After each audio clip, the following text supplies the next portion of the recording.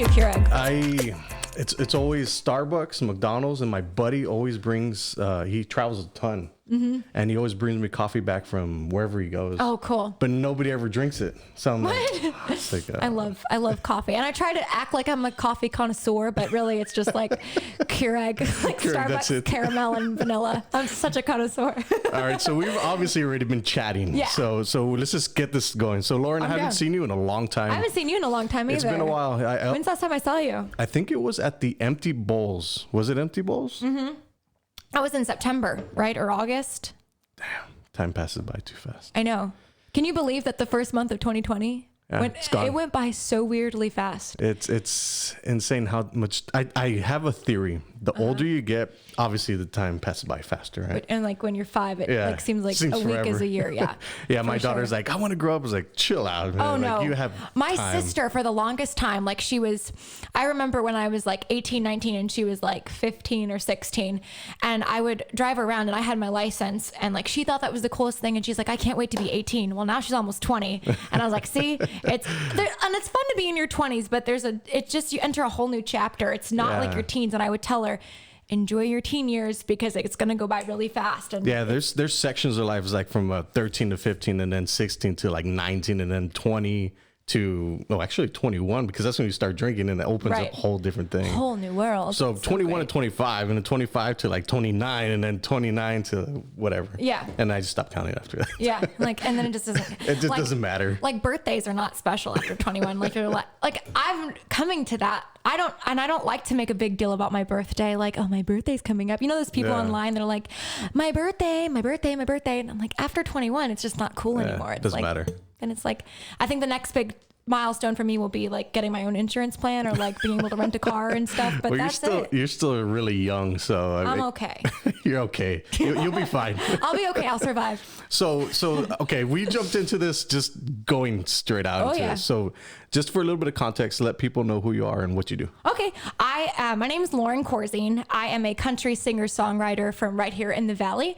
I have been performing since I was 18, so it's been a good 6 years now. And I've been in the music industry for 6 years, and have really grown and really started my musical career here in the Valley, which I think it's very special to me being from here. I've seen you since you started. Yeah. It's an amazing growth. You saw me. You were one of the first people that booked me, actually. Really? Yeah. When I was when I was first starting to actively book, and I was leaving school just to book, you were the one of your band trend. First band. Cool. You were one of the first calls. It's very interesting to see the people that you touch, or the people that you, I guess, develop a relationship over time, and you don't really know like what happens in the back end of it. Yeah. So you touch obviously a lot of people, and you just don't know it ever. Oh, I hope so. I mean, that's really why I got into what I got into, is because I like to perform.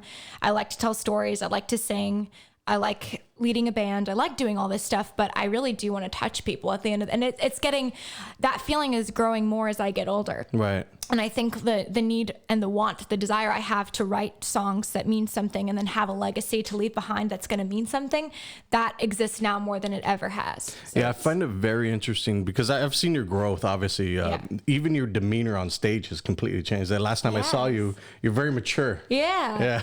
Yeah. I think like I just remember being 18 and being, like, you're not sure, because I wasn't. I knew I wanted to do it, but are people going to like me? How am I coming across? Like, do I look fat? Do I look like, am I wearing too much makeup? And you're always thinking about those things. And then you get to a point where like, man, I just love doing this so much. And then after you've met so many people and you've really connected, and I think that really just goes away. That fear, it's completely gone now. I don't even think about it. When did that shift happen? I would say like 2 years ago. Okay. What was it?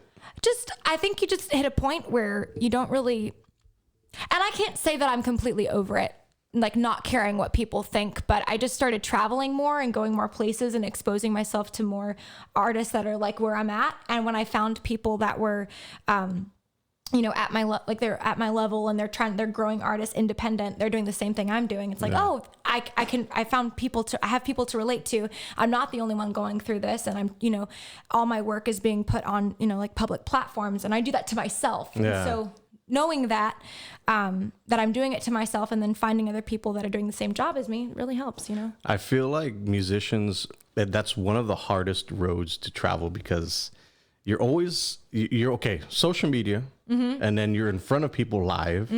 So it's like you have to deal with the people online, and then you have to deal with the people offline, Yeah. and then that public relation.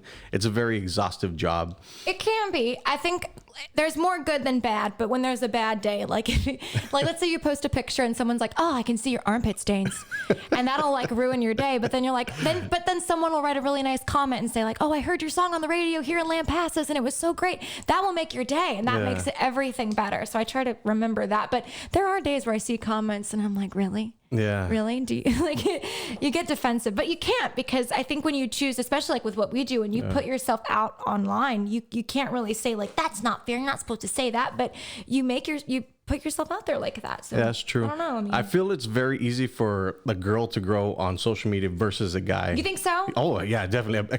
Especially a pretty girl. Oh. So it's very difficult for a guy like me to talk about digital marketing. What? Digital marketing is boring. No, I need digital marketing. So digital marketing for the average person is very boring. It's a very boring thing. And I feel like... No, it's not. I think it's so exciting. It's exciting. Well, you're probably one of the exception, like one of the 1%. Well, I mean, I work in social media. Yeah, you work in social media. So social media is such a huge thing, especially in your industry, because you have to be in front of a lot of people. All the time. So you're obviously your demographic, I would assume it skews to a younger demographic. Depends on what platform you're looking at. Like my Spotify's all male pretty much, which surprised me too when I looked at the demographics, and then Instagram is pretty even. I haven't looked at my Facebook once. I don't know how to do that. You probably do. Yeah, there's the business stuff. I haven't done that. I mainly just go on like make a post, make an event. It's very interesting because I find like, are you on TikTok? No, but I watch TikTok. You need to be on TikTok. I'm now. not funny enough for TikTok. It doesn't matter. I'm also not funny enough for Twitter. I have no business on that site. I'm not interesting enough. Yeah, if you're into marketing and advertising like that, you need to be on as many because you're on LinkedIn. Yeah, Which is very interesting. I didn't know this. You can really get a lot of work done on LinkedIn. Yes. I totally underestimated the power of LinkedIn until 2 days ago. I'm doing a gala for Blue Sunday. I'm not, let me reword that. I'm on the committee for a gala we're doing for Blue Sunday in May 2nd at Las Palmas Race Park.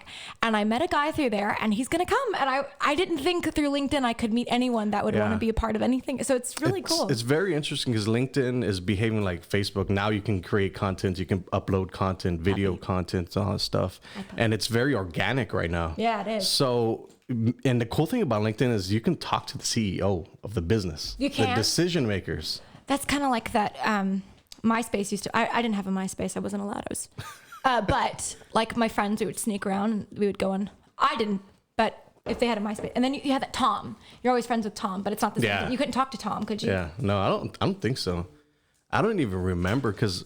Did you have a MySpace? I did have a MySpace. Of course you did. But, that used to be the only platform, right? Yeah, that's it. And then Just Facebook MySpace. came and interrupted that, and it became a huge thing. And you know, now they're trying to make social media decentralized. So there's no longer Google has, I guess, power over everybody. Facebook, Mark Zuckerberg doesn't have power over everybody. Did he at one point though? He does. Like he's has kind of all the like power. God. I mean, It's interesting because in a weird way. I feel like. Do you feel like Facebook? Okay, this has always been my debate. Facebook's not cool, but it's made a lot of businesses. Yes. So it's not like it doesn't have the cool-esque that like Instagram has. I think that within the next 2 to 5 years, Facebook's going to revamp everything, make a whole new different thing. You think so? I think so because they're investing a ton of money back into it. Obviously, they get a ton of heat about everything, privacy, all that stuff, but they're going to revamp it and bring the younger demographic back in. Yeah. I feel like that's going to happen. Well, yeah, because there used to be like but that's because I remember this is crazy. And this happened to me last year. I thought about it. I was like, I've been online. I've had social media accounts for 10 years. Wow. That's 10 years of my life being, that's like a little under half my life. Like that's how long I've been online since I was 13. And so I look back at that and it's crazy. And I remember when Facebook first started, there was a ton of kids my age on it because that was one of the few ones. And then Instagram came out a couple of years later. And then and like Twitter and all that stuff kind of came. Actually, Twitter came out before I got it. Twitter has been around for a long time. I started getting back into it because when I travel for conferences, that's how you meet a ton of people is your hashtags and you're in that city. Yeah. It's pretty cool because Twitter's very Wild West, so you can get away with whatever Yes, you can. you want. Can. And Instagram, you can too. Yeah. But now Facebook has, they've really, really gone. They've cracked down a lot. Cracked down. I was looking for the word cracked down. They've cracked down a lot, and I think it's because of the privacy. A lot of people are worried about their data being stolen and all that stuff. So I put up a YouTube video the other day, and somebody commented. It was one of those. I had a video of holding up a sign saying, "Is Facebook listening to what we're talking about?" Yeah. And somebody comments is like, "Isn't Facebook owned by the Russians and all that stuff?" I was like, no, dude. It's more than that. It's more. It's a very interesting world we live in because anybody can comment. The internet has literally shrunk the world. Yes. Do you think that's a good thing or a bad thing?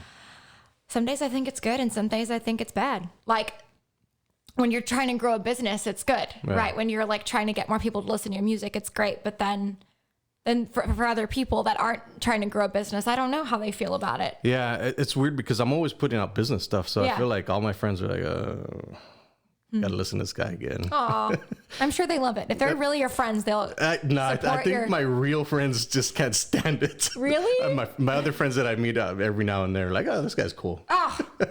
It's always like that. You either get... So let me ask you this. Do you get support from your closest friends and family? Because when I was starting to transition from my dad owns a Dairy Queen and Mercedes. So that's all I ever knew. You're what? My dad owns a Dairy Queen and Mercedes. Oh my God. Yeah. So when I was young, sorry, side note, when I was younger, one of my friends growing up, someone I knew growing up, she's my best friend when I was growing up. One of my best friends. Anyway, her dad owned like several Dairy Queens out in Harlingen. And I called, and my dad would ask me, who's the best dad in the world? And I would say him because he owned all the Dairy Queens. Yeah, it's all the Blizzards. Dairy and all Queen's that where stuff. it's at, though. It is. It's very interesting. So that's all you knew growing up? But that's all I knew. So Okay, from sorry. like, he would take me to work when I was 6 years old to like 30.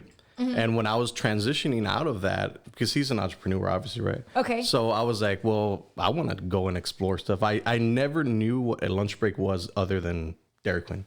Like I'd look outside the window. That's awesome, though. That's so Texas. Yeah, right. It is. Like every small town I travel through, they always have a Dollar General and a Dairy Queen. So I would look out the window and I'd be like, I never know what it's like to have a lunch break somewhere else. Yeah. And now that I'm having lunch breaks everywhere, I'm like eating in my car going to the next meeting. So I don't know if it's a good trade-off.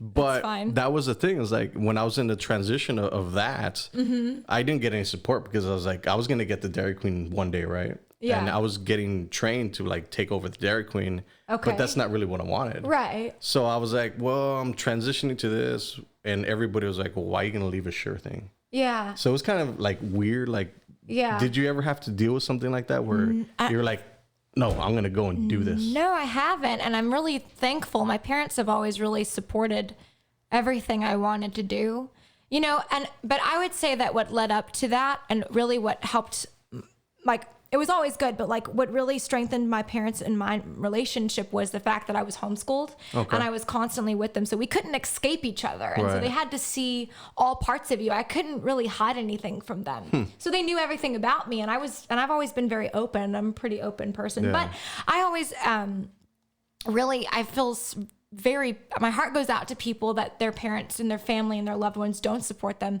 That's terrible. I hate hearing that because you only get 100 years on this planet. There's no time to be wasting time doing what you don't want to do. Do you think it's the mentality though? Like I want to say, because obviously you travel now, right? Mm-hmm. So have you seen the mentality here in the Rio Grande Valley versus elsewhere, like in Nashville? You know, it's funny. Like people say that. And then I travel. I would say definitely from the Valley to Nashville, there's a way different mentality.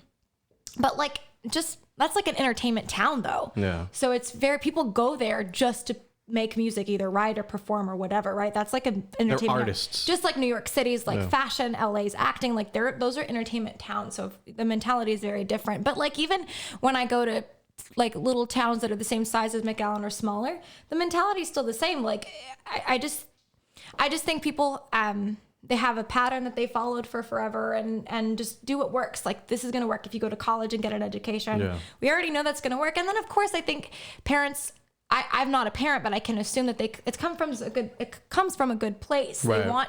They want you to make money. They want you to have a family. They want you to be happy. And that's just the way they've always done it.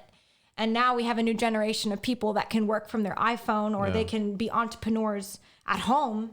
much different than you could in the past, you know? It's So it's very so different. interesting world because like I said, the internet shrunk the world. And my goal as a entrepreneur or business owner is to extract as much money as I can from the internet. Right. Any yeah. way possible. Yeah. And it's very interesting because you said you were homeschooled. I was. Did you go to college? I did for like 2 years. Then I went for like 10 years. Did you really? Did you, Yes, do you I have was an on the- education? I kind of do. But everything I Well, you learned. do have an education, but like a degree. Yeah, no, I don't have a degree. Okay. But everything I learned was in experience. Like Yeah. I actually did it and went yeah. out and I went to YouTube University. Yeah. And then I got certified by Digital Marketer in Austin. YouTube University, is that really a thing? It's- No, that's a joke, right? It's a joke, yeah. Because I went there too. I just wanted to make It's sure. it very was- interesting. You can learn anything on there. A lot of my curriculum when I was in high school, I got, you know, because like my mom was super smart. One of the reasons she was so good at homeschooling, and like a lot of moms are, but my mom had a degree in early childhood development. So Okay. that really helped. Like she had a ton of curriculum, but like past middle school, like all of my biology stuff, that like algebra, the stuff that I don't use anymore, was on YouTube. So Yeah. like YouTube University was real.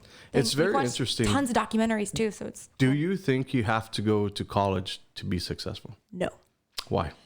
Because I think it's the world we live in now. You know what I mean? I think you have to go if you want to be a doctor, if you want to be in the medical field, absolutely. If you want to be a teacher, absolutely. If you want to be a lawyer, absolutely. Any of the sciences, you need to go. But there is value in a communications degree. But for me, I was getting a communications degree working on it, but I wanted to play music. Right. So it was like, I'd rather spend time trying to book gigs or recording an album, recording songs, writing, traveling, working on this dream that I've always had, than go to school and spend money on something that I wasn't so sure about, you know? And some people, they really flourish with their degrees, but it really depends on the person. And then also it depends on your work ethic. Like how hard are you willing to work on your dream? Because it's not, and that's another thing, it's not always super easy to work on a passion that you have, because you're going to get frustrated. I get very frustrated with my job, and I get very frustrated booking gigs and writing music and trying to figure out how to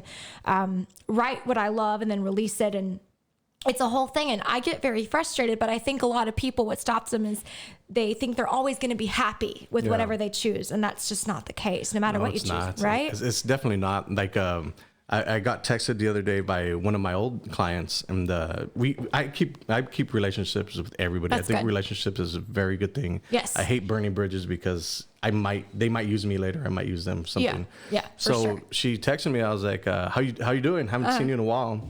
I was like, I'm just going through the roller coasters of entrepreneurship. It's a very It is. It's a whole when thing. you sell social media, it's one of the hardest things that I've ever had to sell, because people don't get it. Yeah. They don't understand it. Right. And they don't value it yet. So Yeah, like people use it every day, but Yeah. they don't fully know the power they of it. don't Is that what you get mean? it. Yeah. For business purposes. Oh, yeah. It's insane. And they're willing to pay for a $10,000 commercial that airs. Have they done looked at the stats? Have you looked at it of the people that watch TV versus the people that no longer have cable? I've heard a lot of people are getting rid of cable. Yeah, I still pay for cable, and too. I've been trying to Well, I don't. get Okay, rid of it, but Yeah. I never did.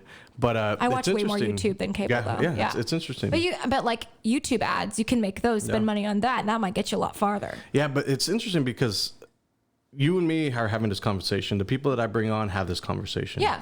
The business owners that I try to pitch this to, they're like, oh, I don't understand it. I don't get it. I don't see the value in it. Yeah. Is it just like maybe it's a generation thing? Not to bring up age. I think so. I think it is. And I think there's not enough awareness around it. For sure. Like I'll give you an example. I was at dinner with my aunt. I love her to death.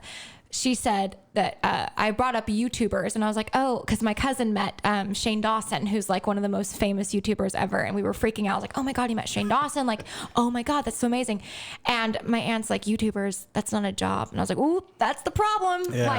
Like, Shane Dawson's a millionaire, and he made all his money from making videos. And that's so inspiring to think that someone like Shane Dawson, who didn't come from a lot of money, now has money, now has resource through YouTube for making videos, just like, you know, we're making now. Like it's the same thing. So it's about your mindset and being open-minded and knowing that technology plays a major, and we always knew that it would. I mean, even like they knew technology, we knew it was going to be advancing as quick as it is. And so now it's time to like get with it. Like this is the new world. This is how it works now. Yeah, that is literally how it works. It works like that and it now. moves so quickly and you have to be on top of the game. So I think I don't even always got it.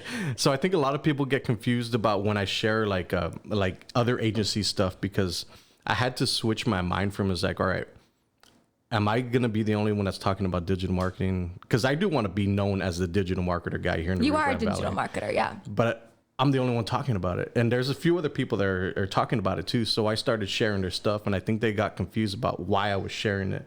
But my mentality is, if I share their stuff, more people are going to see that this is going to become a thing. Yeah. So for sure. instead of it's just Josh talking about it all the time, now we have other people starting to talk about it. So they're popping up. For sure. So I think it's very interesting. And that's a very, and I'm not like rooting my own horn or whatever. It's okay.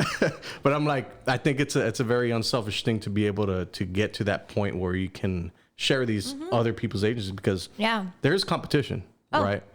But I feel like, at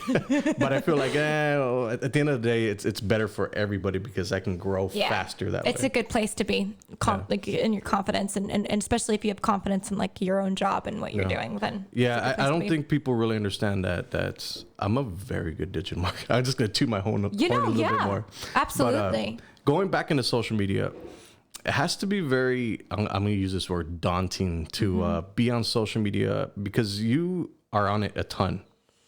Yes. I just made a video this morning, and it's funny because like you always want to seem like, oh, I just made this, like I woke up, but it's not like that anymore. Like I want to be a little bit staged. Like I want to be, but I also want to be casual. Like you want to present yourself in a good way, but you also want to be like, it's not a big deal, but it is a big deal. Right. But you want to come across like it's not a big deal. And so I struggle with how I want to present myself, but I think the thing is just keep trying, and the goal is the people. You want to just reach the people.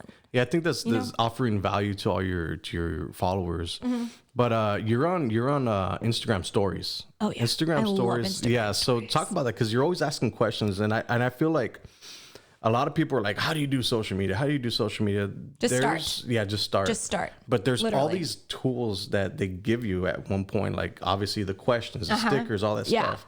I mean, talk about that, because I think you're doing it right. And how many questions do you get? Because I get about 60. Nice. I don't post all of them. Yeah, I There's can no imagine. need to post all of them. Yeah. This one guy, I didn't understand this concept of like a foot fetish, but I didn't understand. So this guy was messaging me, and he was like, can I get pictures of your feet? And I was like, why? That's so weird. Like, and I was like, no, just Venmo me first. I was joking. And then everyone's like, would you seriously send someone a picture of your feet? And I was like, no, I didn't get it. Yeah. Now I get it. So now I've learned to, and I think always my fear is if I don't respond, then they won't like me anymore. So I would try to respond to everything, but you don't need to respond to all those messages. But I think if you Trust don't me. respond, it gives it more of a mysterious thing. Like, all right, I'm too busy. Like, because I feel from your point, and me, I'll try to answer as many as I can. Right. But from your point, you're an artist, so you're trying to grow one by one by one, because I feel that's how you have to do it. Yes. You have to win over people one by one. But at some point, you have to be like, all right, well, there's gonna be a point where I'm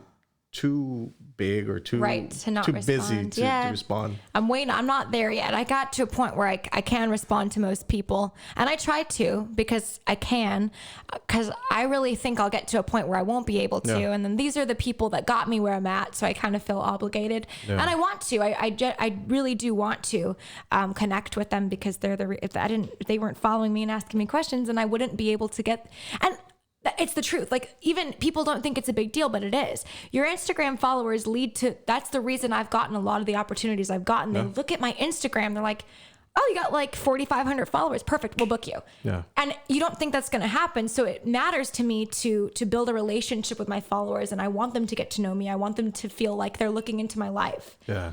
And you're very personable online, because I think I saw once that somebody commented that, or actually you said you were going to be somewhere, gigging somewhere at a festival or something like that. Yeah. And you were chatting with the people, like in the comment. That's super important. Oh yeah, for sure. So you're already, you figured it out. Like, you have to do these things as an artist. Yeah. I wish I can't, but I see a lot of artists that they're very lazy with their social media, and it really irritates me. It really irritates me when I see like an artist and they post something and there's fans or their followers writing underneath and they don't respond. I'm like, are you kidding me? It costs you nothing. It's not going to take long. And here's the thing. Nobody's that busy where they can't respond to a comment. Yeah. You're not that busy. So I get it. Like an artist like maybe Taylor Swift obviously can't go to her phone. An artist, there's lots of artists that are really busy. But when you're at my level and you're like indie and you're just getting your feet wet, you're just starting out,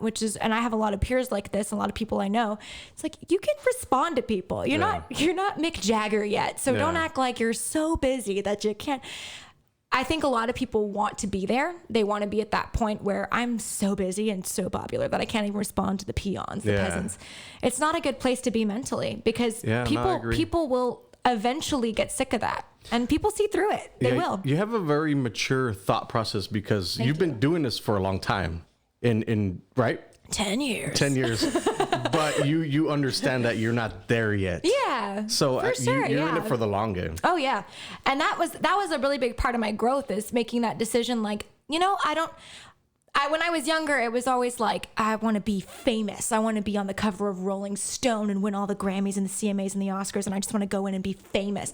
And then when I started working, like in my late teens and my early 20s, I really fell in love with the job. And I was like, I can do this the rest of my life. And so once you make that decision, I want to be a musician the rest of my life. And I just want to do this work. And no matter what happens, I'm not quitting.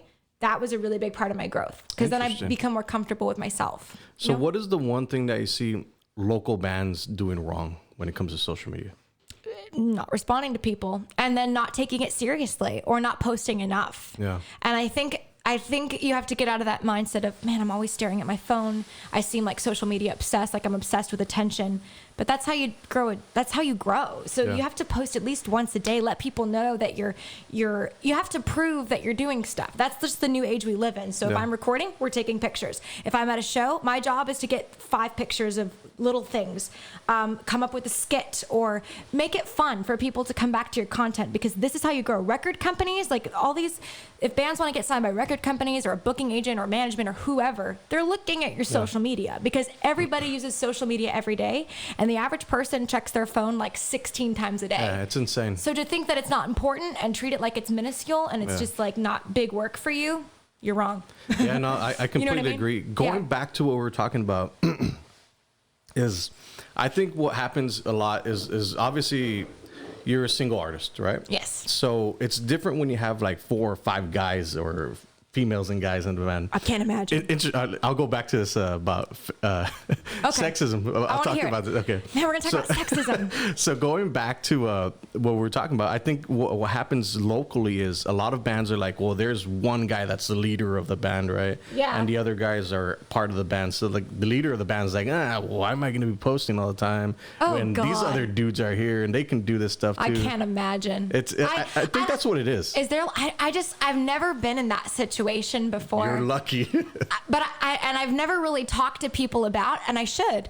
I never really talked about it with anybody about that kind of thing, where there's a band and there's like obligations and who's the alpha and then who's the like all these betas and whatever. Well, it's interesting with Tren, when we were starting, is I love these guys to death. Of course, so and you've been with them for forever. Yeah, they're like your brothers. So when we were starting out and we started growing and getting bigger and bigger, I was actually a lead singer in a cover band. Okay. So then I moved behind the drums because I just didn't want to deal with being in front of people. So I moved back. Jack of all trades. Yeah. So Greg was also a lead singer. Okay. Jesse was a lead singer. But what we did worked out. It worked very well together. Yeah. But then at some point, the ego started to come in for the guys. And I've always been like, just chill. Like, I'm whatever. I follow whatever, right? Yeah. So I'm not a debate guy. I don't jump into these things. But when I started seeing that, I was like, I started distancing myself away from the band, because I felt it's very detrimental to the band, being that we're so young. Yeah. Like, it didn't make sense. Yeah. Like, why are you going to be like ego? So I think after years and years, they started seeing me pull away, and I started being more real. It's like, hey, dude, like, why are you doing this? We're having gigs over here in Iowa, and you're like, all these opportunities are coming up. Yeah. And a lot of people, ego's coming out. Like, I always think about that, like being really grateful for what you do have. Like, I mean, and I obviously, like, I struggle with this, but at the end of the day, the goal for me is to try to be grateful for the opportunities that you do have, especially as a band. Like, no, we're not headlining these festivals yet, but right now we have this, you know. But now going back to the ego thing. Yeah, it's I think ego is a great killer of bands, because we could have done some amazing things. These guys are probably some of the most talented people that I've ever met. Right. Let me close this door. Getting her vacuum. Who's vacuuming? It could be a he. We got a... Sorry. It's not a he. Okay. It's my dog. Or is it the Roomba, like a really, really loud one? No, I don't have a Roomba. I can't We have get with it. We have a lady cleaning. Okay. Could be a man, too. Could be a man. Know. So going back to the sexist thing, I work with a lot of businesses, right? Okay. So one of them, I'm not even going to say what industry it is, but we pushed out a Valentine's special. Okay. Right? It's the food industry, right? Restaurant. On. And, well, let me know if this offends you. It doesn't offend me. No. Can't offend me. What we said in the thing. Okay. So one of them is the male gets I think an 18-ounce steak. Okay. The female, we worded it. Well, a 14-ounce steak. A 4-ounce steak. An 8-ounce steak. So one of the girls was on there is like, "What's not fair? I don't understand. Like I'm a vet and I don't find this fair."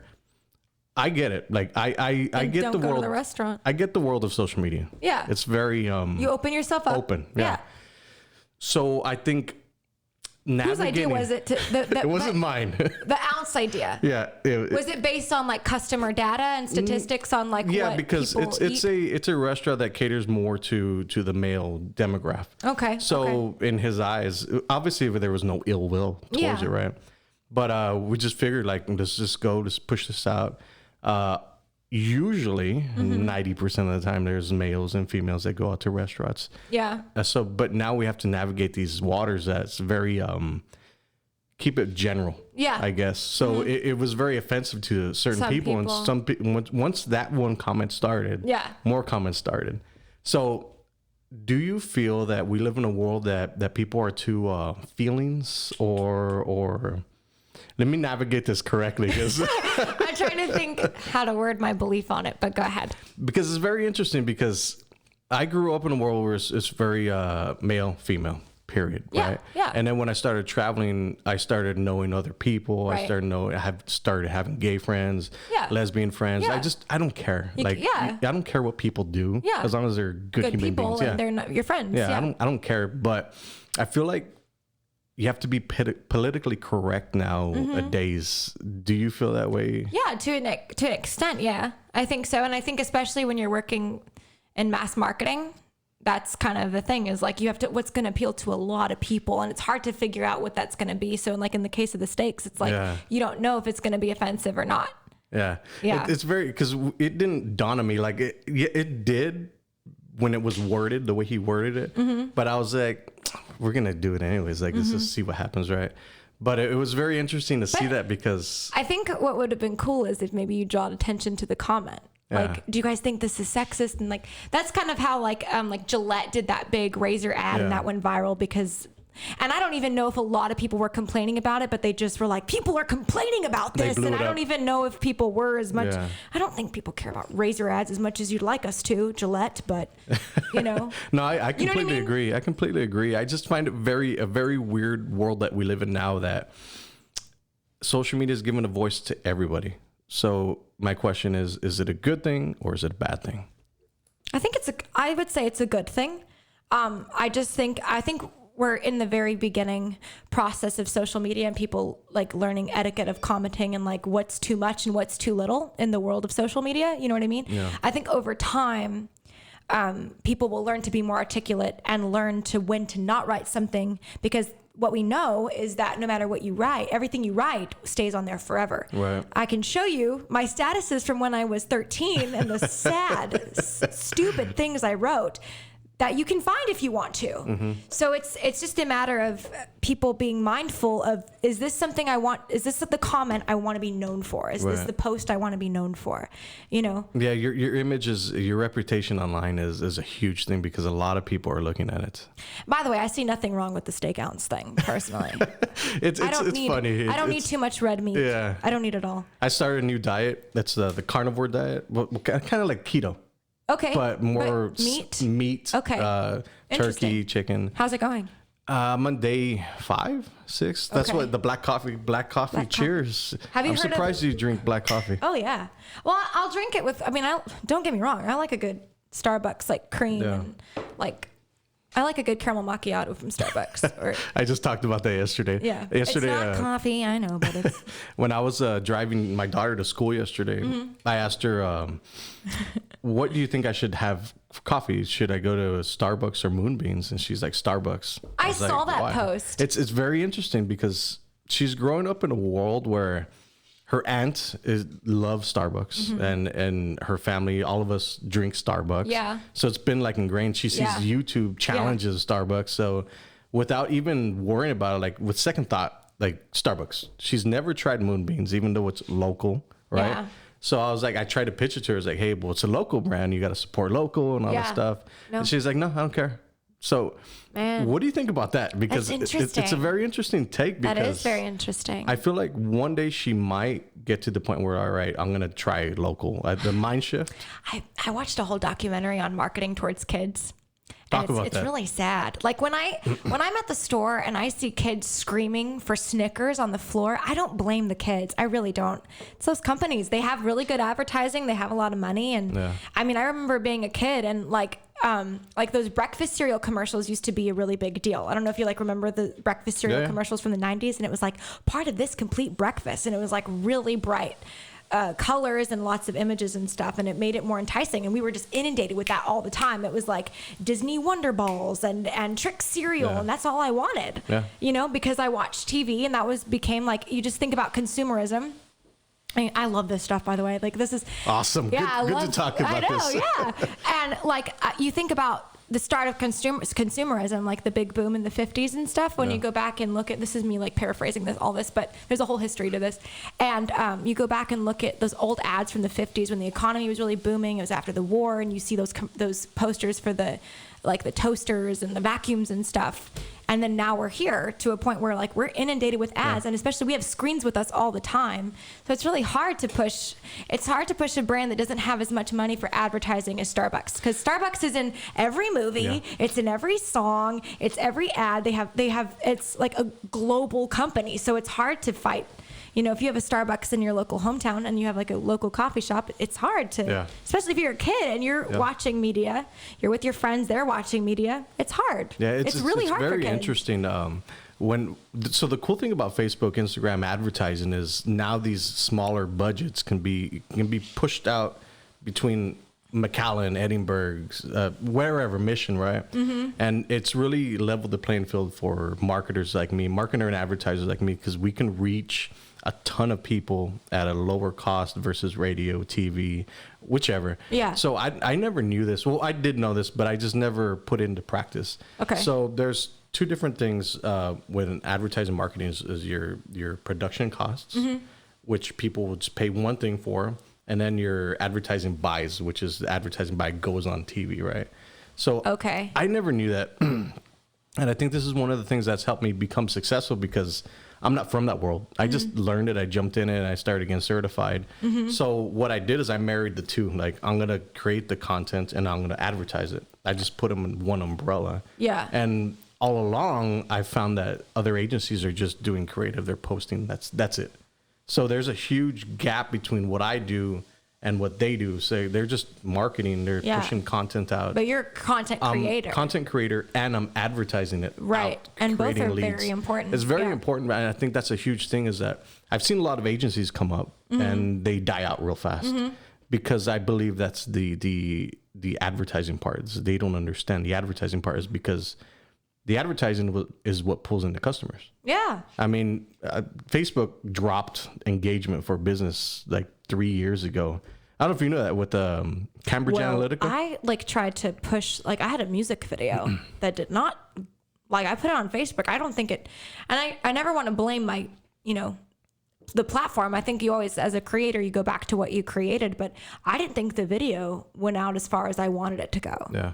And I pushed it. I mean, I paid a good chunk of money to get it put, and I was like, that thing went nowhere. Well, the cool thing about that is now Facebook it's called through plays. So there's different options where you can do 2-second continuous views or a through play, which is a 15-second view. Oh. And the cool thing about the through view, I guess, option is you're going to pay more per se, right? And you're going to get a better customer. Right. So this is the one thing I've been trying to tell a lot of my clients is like, you're going to pay more for your CPMs and all this stuff. Yeah. But you're going to get a better quality person that's watching this stuff versus the 2-second where it just goes out blasted to everybody. I see what you're saying. So that's what I'm trying to educate people. Is like, all right, pay more. But I fall to the latter. Like, I just want a bunch of people Yeah. to see something, and that's not necessarily like targeting is very important. Yeah. Like, who's looking at your content? Exactly. Yeah. Interesting. But it's also interesting because you have to have those numbers as an artist because people are seeing this record labels and stuff like that, right? All the time. So you're playing a fine line. I mean, even when you don't think, like, even when you're not seeking out record companies, they're looking for the next best thing. They Google all the time, like, young independent artists, you know, like I shouldn't say like young, but independent. Anyway, but like independent artists, you don't know who's looking at it ever. Yeah. And these are all public. I make music, I put it out there. You don't know who's looking at it. So you have to make sure. Spotify streams are a whole nother thing too. Like, people look at the Spotify streams. If you if you have less than 1,000 on Spotify, it shows like less than 1,000 plays. Yeah. So it's like monumental if you can get your top 5 songs above 1,000 without. So how many platforms are you on? Like my music or social media? Your music. I use a program called CD Baby, which is like a music publisher. It puts it on lots of platforms. So that's a service you pay for with like every song or whatever. Interesting. album. That's what I do with my podcast is I'm on Anchor app. And it puts it on like iTunes. It puts it and on Spotify. iTunes. I think I pay for iTunes. I'm not sure because I get a charge every month. Apple. But I'm just Apple like, does that. whatever. Do you have this thing like where I subscribe to like a ton of apps I don't use, like, or I use them for a month and then I forget, and then I get my Apple bill. I'm like, what are all these apps? And there's like, No. Okay. Then that's me. My buddy just texted us the other day, said that his son, which is 3 years old, just ordered a $65 game. Oh no. It's like, dude, it's your fault. Yeah. But Passcode. anyways, yeah. But it's very interesting because the Spotify, like I'm on Spotify, my podcasts are on Spotify, iTunes. They're like 4 different other apps. Yeah. So it's very important for a creator to be able to be on as many platforms as possible. Facebook, LinkedIn, everything, right? Yeah. It's hard to, I would say it's difficult to update them all. Yeah. Because Well, the cool thing about Anchor app is it just pushes them everywhere. But with the social media, it's a little bit different. Yeah, it is. I know there's programs that'll do it, but I like to be in charge of my social media. Me too. I'm not there yet that I can hire on a staff. Well, I can, but I like to see my stuff. I like control. Yeah. Yeah. And I've hired a few people, and this is one of the conversations I had with one of my clients is like, why don't you hire more people? And I was like, I don't like I guess, I don't know. This is my question to you. Yeah. Millennials, are they lazy or are they, let me pick the right word. Different. Different. Are they lazy or do they fall into the lazy category, or are some driven? I don't know. Like, I think it's Because you live that world. Yeah. I'm actually a baby millennial, so I was born in 1996. You're right there. I'm like right there. What's the one right after it? Like, if you were born Gen Zer. A Gen Zer, so my sister's a Gen Zer. Yeah. I almost made the cut for that one, but not quite. So I communicate with many millennials, and I don't think they're lazy. Yeah. I mean, I just think it's, again, like, I think it's just a different world we live in. We work different. Right. You know, like 90% of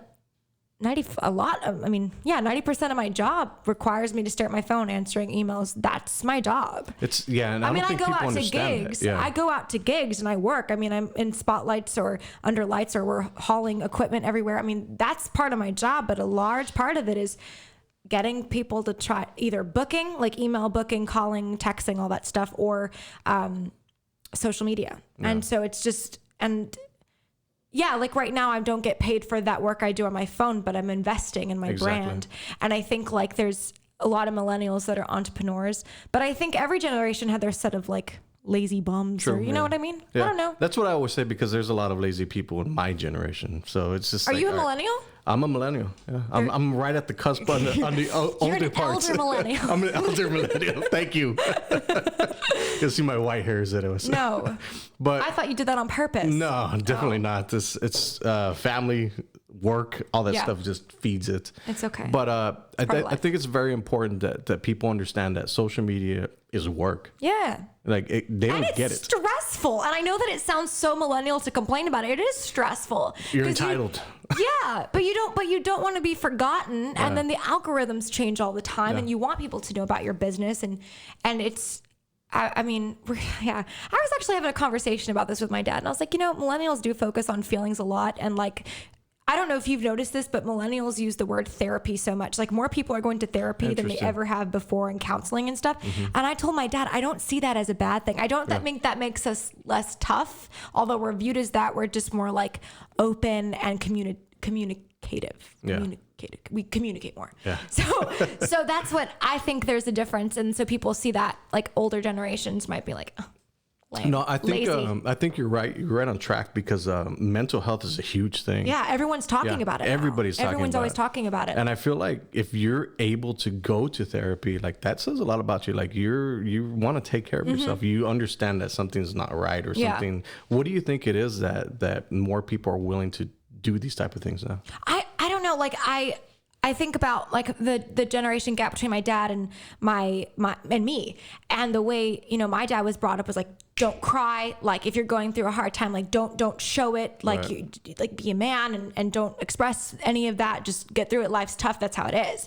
And then I would tell my dad, like, hey, like, it's okay to be expressive. It's okay. Not always in a business setting. Like, you don't want to lose your crap, like, when you're in a business setting all the time, but it's okay to cry, and it's okay to like look back through your childhood and go through moments that were either traumatizing or helpful. I think that's a good thing. Yeah. And especially, like, if I want to have kids, I want to look at my past and see how I'm going to raise them. That's like the way your dad raised you. Probably you're going to raise them either different, or like you take highlights, Yeah, it's very interesting, Yeah. that generational gap, because I'm a completely different way with my son than my dad was with me. Right. It's just, I guess you see the things that happen in life, and you're like, oh, I'm not going to do that, or something, whatever. Yeah. But it's a very interesting world we live in. I was going to ask you something I completely forgot. It's okay. We'll get back to it. Was it something about mental health, or like? Yeah, well, it wasn't about mental health, but anyways, have you ever tried float therapy? No. What is that? So Joe Rogan actually talks about this quite a bit. Okay. So it's a tub, or it can be like a unit that has a It turns off your senses, right, or something like that. yeah, sensory deprivation. Yes. So I you know have what I'm heard him talking talk about that. Yeah. I haven't heard it called flow therapy, but I'm sure he's used it. It's He does the they carnivore had diet one. too. Yeah, that's where I got it from. Like when I went to go see Gary He's an Vaynerchuk icon. You saw him? I saw him. Did you meet him? Yeah, I met him. You in did? El Did you Paso. post about it? It was on my Instagram stories. So Man. I'll tell you the story. It's kind he of cool? disappointing. Oh, it was disappointing? Yes. So I was going up to no. El Paso last week, right? Okay. I left on Tuesday. I drove up and it was snowed, right? So I stayed in San Antonio. Wednesday I drove up, and have you ever driven up to El Paso? No. It sucks. It's What? horrible. Well, I've driven through New Mexico to go to Breckenridge to ski. Okay. I like it. That might have been. But I hit Lubbock. I went like further Oh, no, north, and El yeah. Paso was like more that way. I've never driven that I drove direction. that route and it sucked because Why? snow was everywhere. It was raining. Don't you It love was- snow? Not to drive in it. Okay. It was because you're from the valley. I had a rental car. No, even then I had a rental car. It was a small little rental car and 18-wheeler. So it went at one point into one lane. Yeah. Snow everywhere. Like everywhere. It was ridiculous. And 18-wheelers just like hauling ass, boom, boom, boom, throwing up all the snow on my car. Oh, no. I thought I was gonna die like 8 times. I shit you not. It was Bad. probably one of the scariest things, because when we were driving up to Austin with the family, it was raining and our car spun into the medium.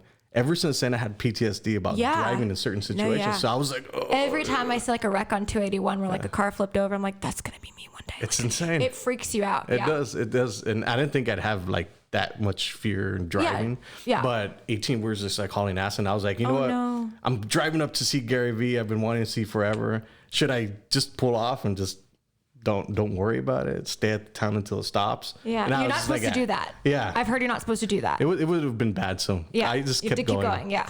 So when I got to El Paso, it was still cold, right? So the whole Gary Vaynerchuk thing is, have you been following his content for a long time? For about 2 years since Okay. I got really deeper into digital marketing. I've been following for about 5 years, right? He's he's very intense. yeah. But his messages are very intense online. So he's no nonsense for the most part. There was a point in my life where I needed motivation to like be able to get off. I don't need no motivation anymore because I already have it in me, right? Yeah. So I built that. Been taking it in for a long time. Yeah, for a long time. So, and he's very motivational with the way he talks. But there's his YouTube channel is broken up into certain things. So there's like 4Ds where he's having conversations and meetings with like Fortune 500 companies. Okay. Or you're in the meeting and you're hearing this tactics. Okay. So I'm in it for the tactics, like the Okay. tactical stuff. Yeah. But he's moved his message more towards the motivational type because he's seen. That's what he's known for. Yeah, like you see the sound bits online. Yeah, well, actually, he was known for all the tactical marketing stuff. But now he's shifted that. And when I saw him, like he says it himself, it's like you're gonna see the same thing that I talk about on YouTube all the time. So he opens up the questions and answers for people. Like that's where the one-on-one really happens. Okay. So what happened was I drove 11 hours and 45 minutes and I got in the snow, almost died. Scared as heck. Scared, yes. And the place where it's called the Don Haskins Center. Okay. So it's like an arena, small arena than we have here. Okay.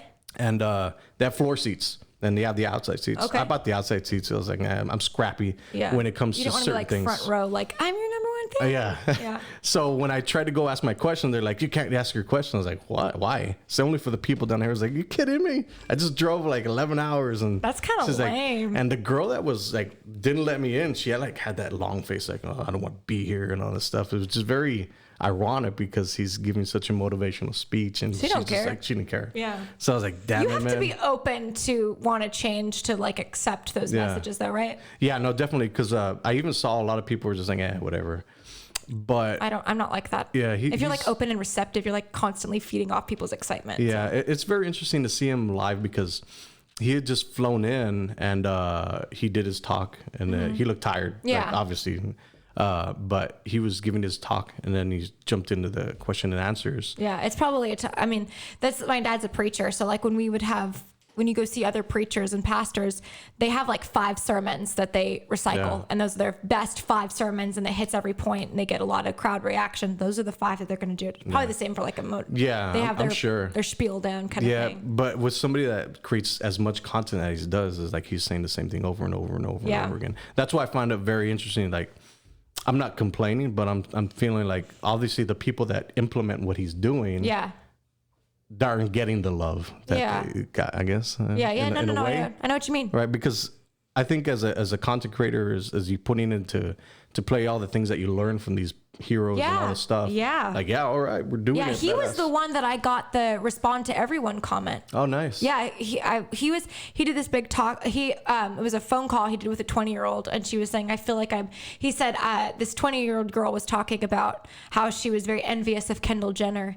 And I think I heard that one. Yeah. And he was like, you're not Kendall Jenner. Yeah. So you're going to have to work like you're not Kendall Jenner, you know? And he's like, it's okay to be 20 and not be a billionaire. That's okay. And that's actually normal. So it's okay to, and that was really inspirational. But he was the one, I was watching like some little side video or something, and he said you need to respond to everybody. That's really important, especially like on Twitter and stuff. So yeah, it's very interesting. Back to your story. Yeah, so I found it was like I left as soon as she told me that I couldn't like ask my questions. Like, man, I've been thinking about the perfect that's question. Kind of dumb though. Like, these are the elites. Yeah, if I had known, I would have just paid for it. These are the chosen. Yeah. You know what's cool, and I thought this was cool.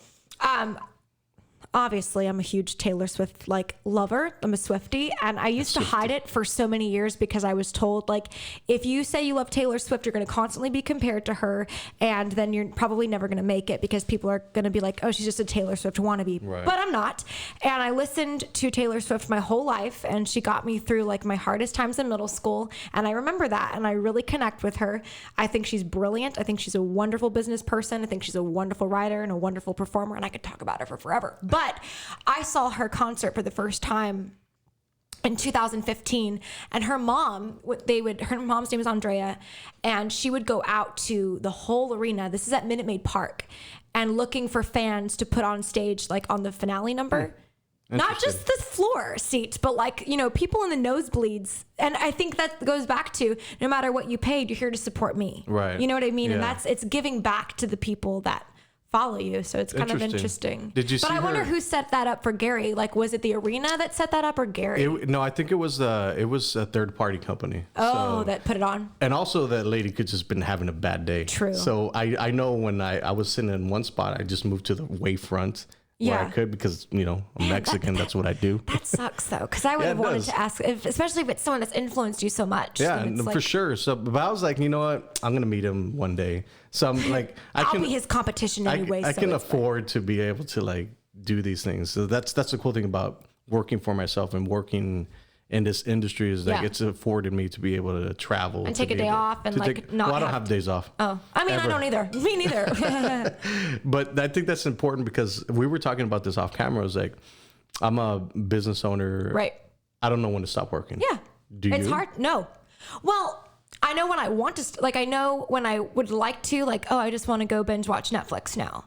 But I think in the back of your mind, you're like, I shouldn't do that. I shouldn't do that because every moment I sit here and I'm not doing something that I'm getting behind. Yeah. And then people are forgetting about me. And then I'm just getting older and uglier. And then no one's going to want, like, it's kind of rooted in anxiety, but whatever.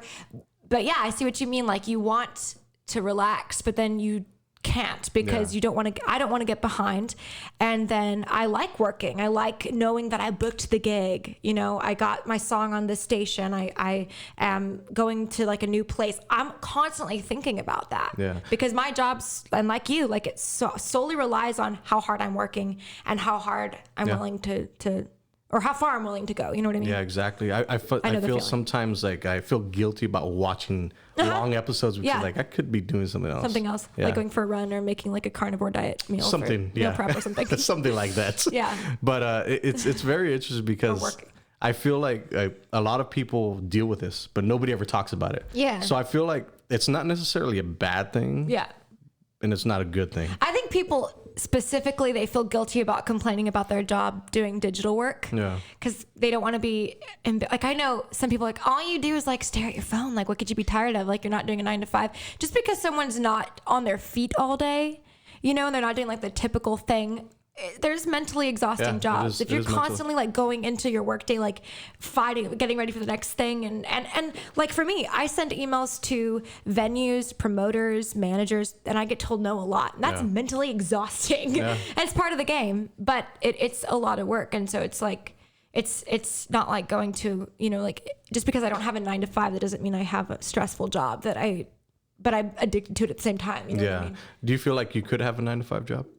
It depends on what I'm doing. Okay, I will say that I'm pretty good at sales. One time I sold a candle wax warmer to a lady at Walmart and I was like, it's so good. Like the smells are just going to like permeate all over your house and it lasts so long. It's great. And she was just going to get a plug-in, but I upsold to a wax melter. So I don't know. And I think I could be like good in retail. I like communication. I loved my communications teacher that I met at UTPA. Now UTRGV, but at the time it was UTPA. Mm-hmm. And I like talking about communication. I think it's really important in your personal and business life. So I like those things. But I still don't think I could do I don't think I could be an employee to someone. I'm not sure. But I've never been put in that position. I've always worked for myself. I mean, I did small jobs in high school, but it wasn't the same because it was still creative. Like my first job was cleaning at a music school. So it's the same. So you're around that. I'm still around it. And I've always, so I don't know. I've never really tried. I've worked for some people and it's okay. But again, back to the communication, I've always just been like into that. So what do you think is the number one skill that somebody has to have now in this internet world? I just think you have to be really persistent and not give up. Because there's going to be so many and there's a lot of days for me where I want to stop, like I want to quit doing what I'm doing because it's hard hearing no and it's hard not knowing. You know, there's a lot of jobs where there's job security and you know, like I'm going to retire and get this much, or I'm contracted for this long. When you do creative work like us, there's no guarantee for anything. Yeah. You know, like even with that, like there's not security with that because I remember hearing stories about somebody that worked for a company for 30 years and they just got laid off the next day. That sucks so bad. It's crazy. It really sucks to hear like that. The whole iHeartRadio thing, like where it just took a bunch of DJs off. Like they don't have a job anymore. Yeah, that sucks. It's insane. Yeah. So diving back into the skill set. Yeah. Okay. Persistence is obviously one of the skill sets. Creativeness. How do you stay creative? You have to constantly be inspired. You just try to try to look for inspiration everywhere. And that's kind of weird too. Like if you wait, for me, this is what I've learned specifically with writing songs. If you wait for a moment to feel inspired, you're not going to write a lot of songs. You know what I mean? Yeah. So creating inspiration is important. Interesting. How do you create inspiration? You go back to the things that inspired you to start. Like for me, it was like a Taylor Swift music video, right? Or like the first time I heard Emmylou Harris' Born to Run, or the first time I heard ABBA, right? The first time I heard like Nitty Gritty Dirt Band, the first time I saw Dolly Parton. Like when I was a 13-year-old, that's what I try to go back to is like, what did that girl want to say? And what made her, that 13-year-old girl, that 13-year-old Lauren, what made her learn to play guitar and write songs and do gigs? Interesting. It was those things. So to keep myself doing that, and I think about my audience too, and I think about how I don't want to disappoint them. Yeah. I don't want to stop, and I want to make better art. I want to make better music. I want to make better content. I want to be a better person for them. Yeah. Because they're the reason I do what I do. So I think really, and I know that sounds super cheesy, but it's really the truth. Yeah. Like at the end of the day, I go back to 13-year-old Lauren was reading Tiger Beat magazines, like wanting to be on stage with like Hannah Montana and the Jonas Brothers. And then I had my favorite records and stuff. Yeah. You know what I mean? So I try to go back to that. I don't think people understand it's okay to have dreams and to be able to fall and to it's okay fail. to be unrealistic too. Because it does happen. Yeah, it does happen. And like the higher you set your goal, I mean, yeah, it's so weird that people, I hate being pessimist. I'm like, you don't know how far you can go until you push yourself, you know? What do you think it is though? I just think do you think social media has, I guess, blanketed certain people? Because for me, when I was starting, I was like, well, I've never had the problem of posting. Okay. But a lot of people do. What do you mean? Like, okay, so nobody's going to share their life. There's a huge thing where people like just go on here and start posting about your life, about what you want, right? Yeah. There's a ton of people that will not even do it. Why? Because they just don't feel comfortable. They've gained weight. So I had this cool commercial that I had a drone, right, flying. Yeah. And I was super honest on social media because I believe you have to you have to give value and you have to be people. Like that. Share your real life. Yeah, your real life, and that's what 50 sells. Pounds, it's so be So it. I had a drone coming flying down. And I was lying down in a field, and I was talking about that you need to just post and get the stuff. Like for me, I could be very aware of like how I gain weight, but I'm still gonna post because I have a business to go. Like it doesn't matter at the end of the day. Like you work for the business. You work for your exactly. So touch on that because I feel like coming from a girl's perspective, y'all are more in the eye of everybody because for a guy, if he gains weight, nobody really cares. Lucky dog. But for a girl, it's like it's more mentally exhausting because you're in the light of everybody. You have to pursue this image that you have. So touch on that. Yeah, I really struggle with that all the time. I've been like when I was 18, I was 20 pounds lighter than I am now. So I remember gaining that first initial 10 pounds and thinking, crap, no one's going to like me now. I can't post anything. And I would have these anxiety attacks like I can't post because I'm gaining weight. No one's going to like me. And you know what? I did post and a lot of people didn't notice. I mean, I'm sure if you did like a side-by-side comparison, you can see my weight fluctuation. And then I would do music videos or I would do like little movie skits or I would do photo shoots and I would lose 20 pounds and then put it back on. And then, but the thing is, I think you have to get out of your head and you have to realize, I don't think people care. As much as you think nobody they do. thinks about you as much as you think about you. Right. And people have their own lives and their own problems. I think what is cool is when you're willing to be open with people and just talk about your day. And I mean, again, like I Photoshop my pictures, not a lot, but a little bit, you know what I mean? Because it's stuff that I put out online. So I'm still, again, it's still stuff that I struggle with, especially as a female. So it's like this, like you posted your music video. It didn't get as many likes as like my bikini picture did. So that really messes with your mind. It's like, oh no, do I have to look like that all the time to get attention now? Right.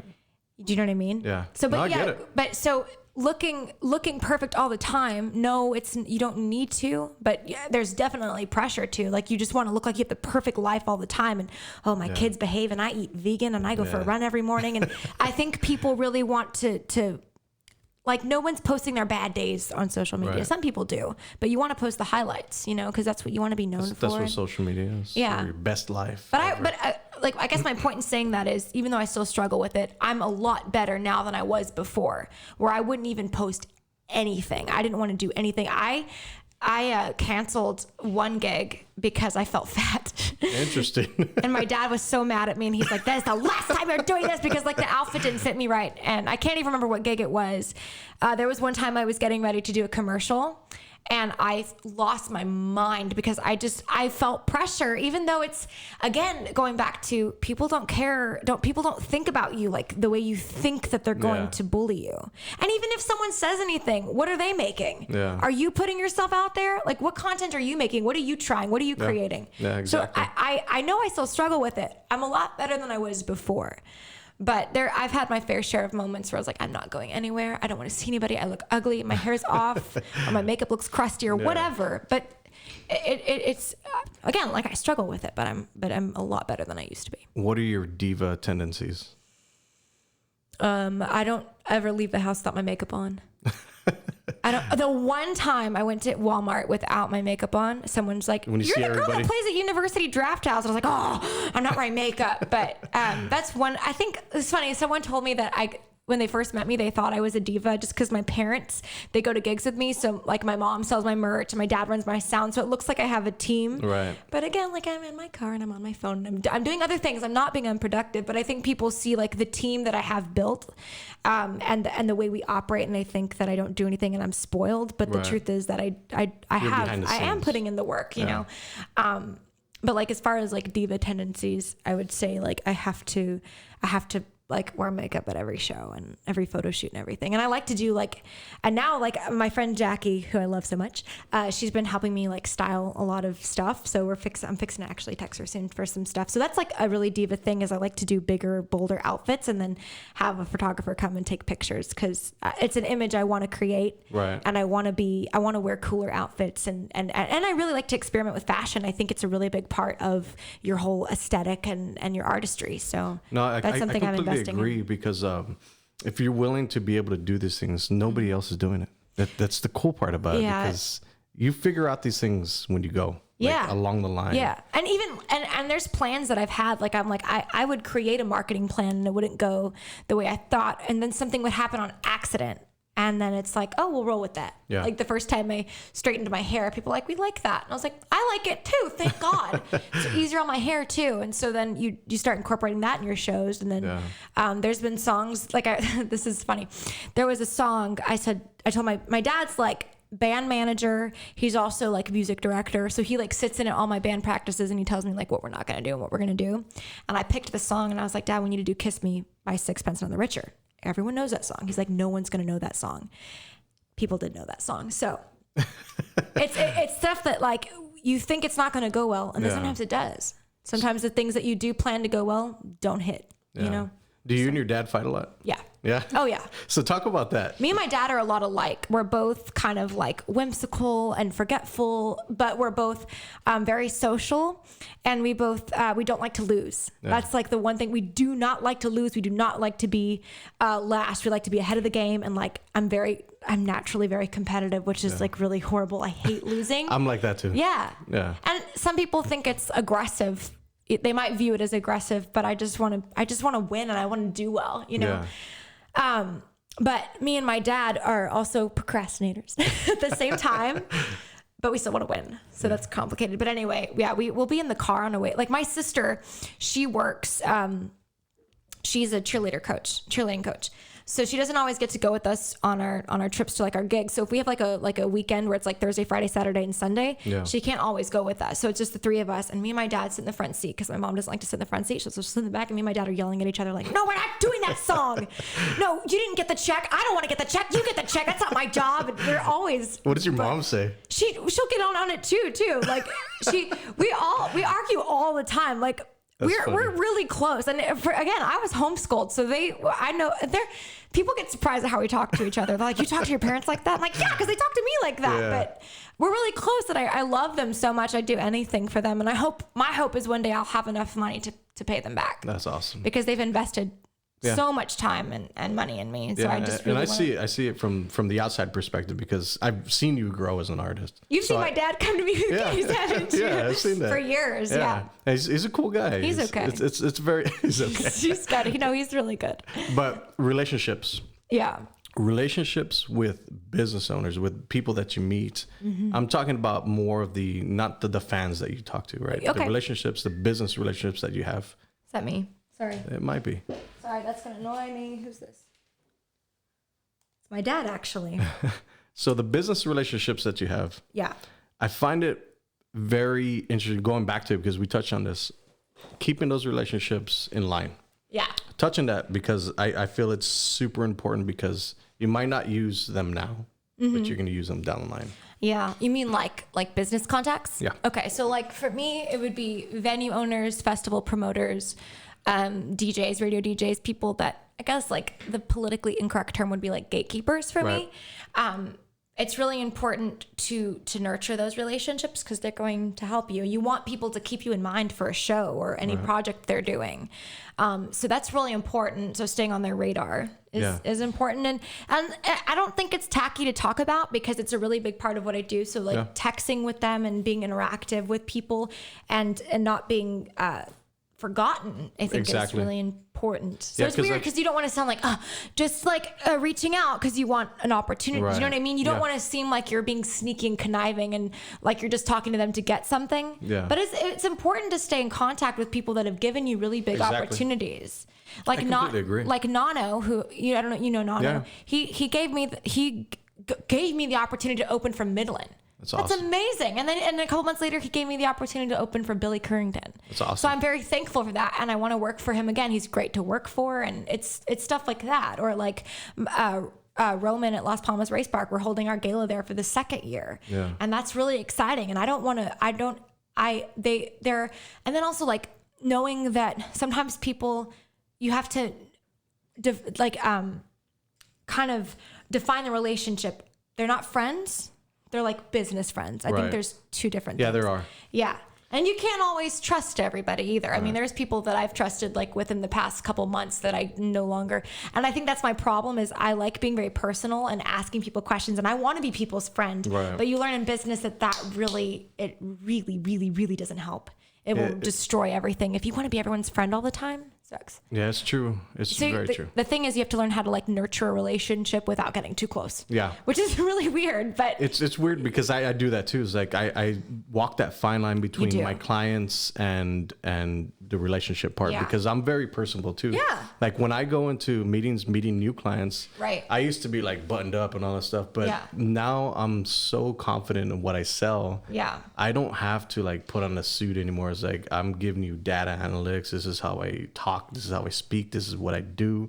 And it's very interesting to see the mood change in the conversation when I'm talking to these doctors and lawyers because they're expecting a dude like, oh, I'm going to pitch you all this stuff. Yeah. I come in, it's like, this is what I've done. This is what I do. Personable. This is how I am as a person. Relatable. I'm not going to bullshit you. Like one of the conversations I had the other day with a dentist, I told him, it was like, Facebook and Instagram advertising is working right now. I don't know how long it's going to work. And I might be kicking myself in the ass for saying that.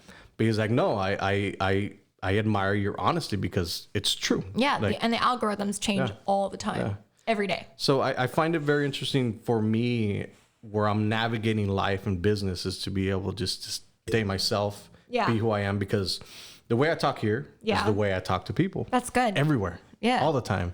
Because I feel super important. All the time, which is cool because I feel comfortable. I don't feel like I have to put on if I can go into an environment and I can like sit back and drink coffee and talk to you, that's great. Yeah. It's a different, and that's what I love about podcasts because if you're developing a relationship online, like we've had a relationship online where we see each other's stuff, right? Yeah. So it's building up like we already know each other in the online world, right? For a long, like we don't a long time, like 6 years. Yeah. So it's very interesting how the relationships are developing over time because we're watching each other's stuff, we're seeing each other's stuff, we talk sometimes. Yeah. But it's very interesting because now it's a very natural conversation. Yeah. It's very interesting. To carry that into a business setting too is important. Yeah. Let me ask you this. Do you think there's a difference between the way like women are perceived in business and men? Yes, 100%. Okay, so this is new for me because for a long time I told myself like sexism doesn't exist, like, and it doesn't. But I think it kind of. I'm learning in business, it kind of does. It does, yeah. Like 100%. I kind of don't feel like I can. I'm always like, should I say this? Should I just be nice and agreeable? Like if I go into a meeting and they're like, "You look so beautiful, sweetheart, beautiful," and I'm like, I don't want to talk about how pretty I look. Yeah. You know, I want to talk about business. But I think in your world it makes sense because a lot of your industry is based on looks. That's true. So it's like That's true. I'm not going to be going to a meeting where like, oh, you look so handsome. Like, that stuff never happens. So it's like. No, I feel sorry for you. I was feeling sorry for me, and I feel sorry for you. Thank you. I push the attention Sorry away. about that. Yeah. But I think in your industry and your world, a lot of people in your industry have to use that to their advantage. Like if I was a girl, I'd be going like I wouldn't be in everywhere. a bikini. Yeah. Everywhere. But I mean, I'd be using it to my advantage because I do feel like a girl can grow a lot faster on social media. They can get a lot more stuff done. That's true. But It is going true. back to what you're talking about, the sexism, I think that we live in a world where it's very male dominated, where it's very controlled by a lot of guys. Yeah. So I feel like, you know, it's changing. I've heard that it's starting to skew more to women, and cool. I mean, badass. Like more power to the people that are willing to put in the work. Yeah. That's what it is. Yeah. At the end of the day, it's like, if you're willing to put in the work, then you deserve whatever you get. That's true. I think honestly, a lot of this, and it's something that I'm dealing with now. I'm kind of, you know how you believe something for a long time? Like I told myself, I have just as much as a chance as anyone, you know, and then you realize, oh, there's like politics and money and all these things come into play as you start working. It doesn't mean that you have no chance. It just means like, these are the circumstances and blah, blah, blah. Like for a long time, I was like, everyone's the same and we all have the same opportunity. Right. And like with bringing like gender into it, I'm thinking about it now because I've had experiences that changed the way I thought. Right. Like there was this one time that I was like wanting to get on this festival lineup, and the promoter asked me out on a date, and I said no. I didn't get on the festival lineup. Interesting. So it's like, but I can't be mad, you know. But you want to be, but then I don't know how to feel about it sometimes because I'm like, is that just the way it is? And I don't know what to do with it. And then, but that's not every promoter, so I can't like label everyone like that either. So it's something that I'm like, you have to navigate that. And then I hate writing people off. I hate thinking like all men are like this. You know, but there is issues still. I think. I'm learning. You're on the right. I used to not think so, but now that I've had experiences. But you're on the right track because I think if you never experienced that, then you wouldn't know. So I think it's super important that you're experiencing these things along the way as such a young artist, because when you grow more, it's like I've been in this situation before. So it's very easy to navigate that down the line. So we have. And then also like I don't want to come across whiny, so that I'm always thinking, am I going to come? But then I'm like, let me just tell my story. If I just tell my story and share my experience, then I think because you can navigate those things. Like you can turn that whole situation on another way. I have Instagram story, everyone. I'll expose Ollie. Exploit. So I work with the Children's Advocacy of Hidalgo County. Good and for you're you. about to do something very important for them. Yes. For the Joining Forces Conference. You're going to be there? I'm going to be there. I don't know what to expect. Is it going to be, I know it's going to be eye-opening for me. I'm going to go both days. It's very... you went last year? I wasn't there last year. Okay. I believe I was there the year before, but it's catered to law enforcement and all these people, right? That are CPS too? Yeah. Okay. So with the stories that they tell is very,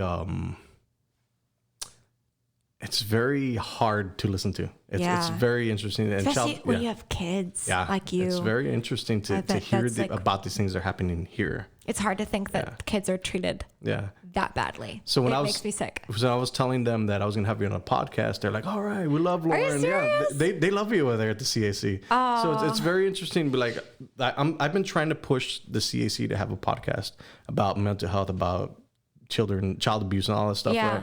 And they're slowly starting to get it like, all right, we can do this, right? Because it's an important topic to talk about. And it amazes me that people don't know the statistics. Yeah, it's insane. It is insane. It kills me that no one knows about it. Yeah. It's a really big deal. Yeah, because these are people that will be leaders, or they're going to be, I have a question for you. Don't remind me about this. You have a question. Okay. I don't know what the question is, but okay. So there's been 1,900 children that were served last year. That's a ton of kids. Served by like CPS? Yeah. It's very, it's because when we started. In Hidalgo specifically, right? Yeah. Yeah. So when we started the marketing campaigns about 2 years ago, and I believe it was the next year in June where they had seen more cases that month than they had ever seen before. It's very interesting coming from a marketing perspective because I helped navigate that. Like the awareness is out. Wow. And people are talking about this more and more and more, right? That's so good. So I've always feel kind of bad, but I feel kind of good. Like, all right, this is a good thing, but it's weird because it's not a good situation. It's not a good situation. But you're opening people's eyes too. Yeah. I know. I always felt weird when I first started working with Janet McGee, who's the founder of Blue Sunday, and I shouldn't say working, but when I started learning more from her and spending more time with her, and I got more involved with Blue Sunday, I was afraid to post anything because I didn't want to misrepresent Janet, Blue Sunday, child abuse, CPS, anybody.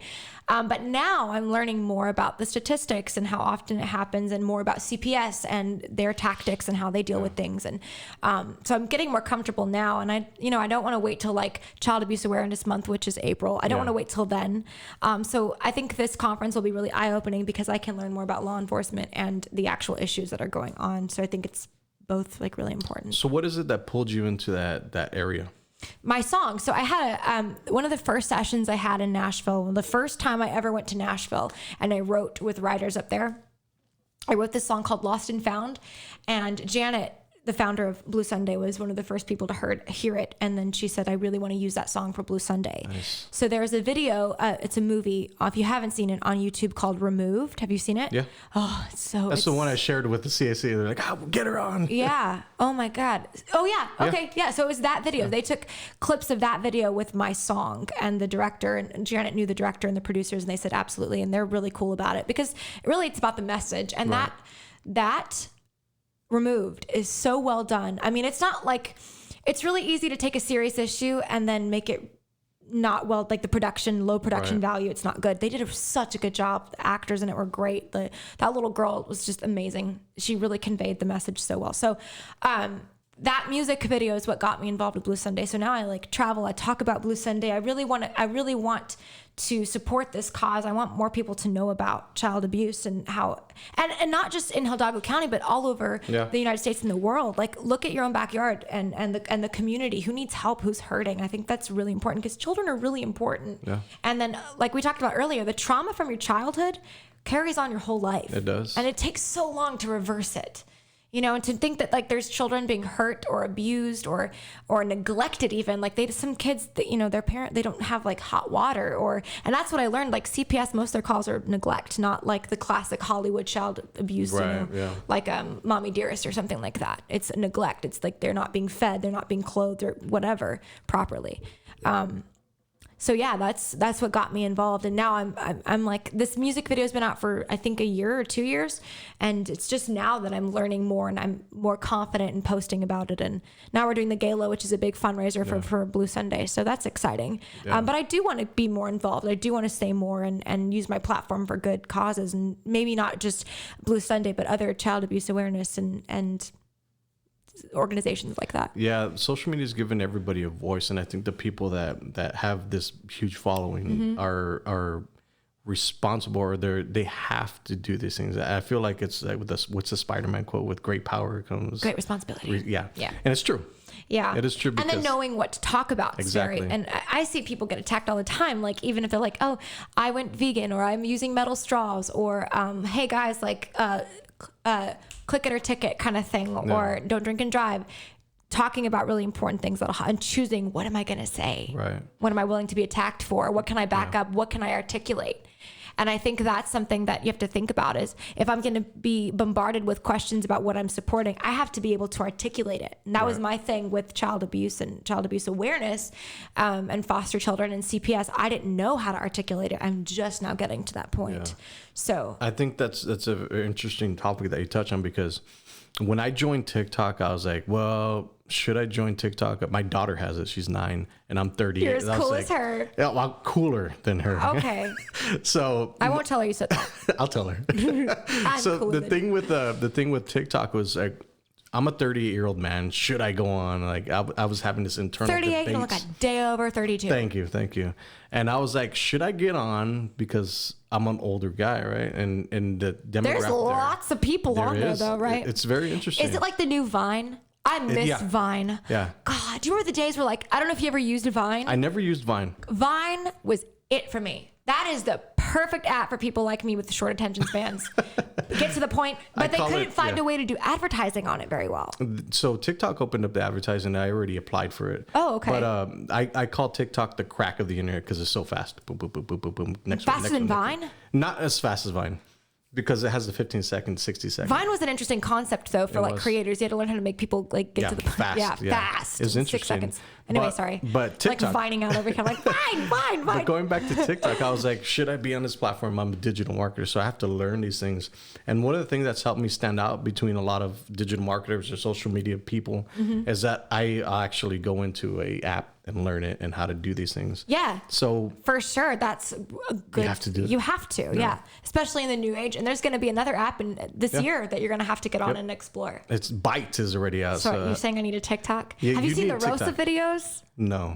Those are TikTok. You haven't seen them? I probably have. I'll show them to you. You're going to laugh. If you're from the Valley, you're going to laugh. So going back to it, I was like, I'm very aware as a father, as I work with the CAC. Yeah. I'm very aware of what I should be posting because I see a lot of people on there that are misrepresenting a cause or adults in general.